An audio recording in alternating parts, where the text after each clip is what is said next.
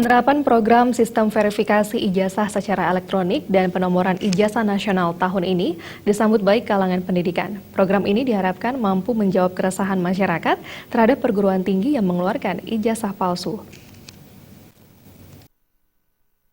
Dengan sistem verifikasi ijazah online yang terintegrasi dengan pangkalan data pendidikan tinggi, seorang lulusan akan diverifikasi terkait riwayat proses pendidikan di perguruan tinggi dan pemenuhan standar nasional pendidikan tinggi.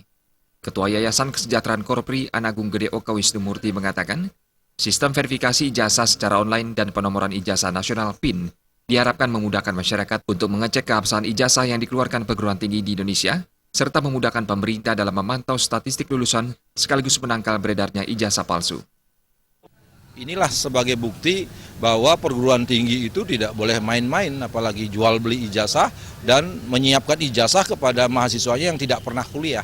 Ini yang tidak boleh dilakukan, karena kalau kita melakukan itu, ini berarti kita satu merusak sumber daya manusia kita, kemudian merusak karakter bangsa kita, dan ini juga merupakan bagian dari penjerumusan.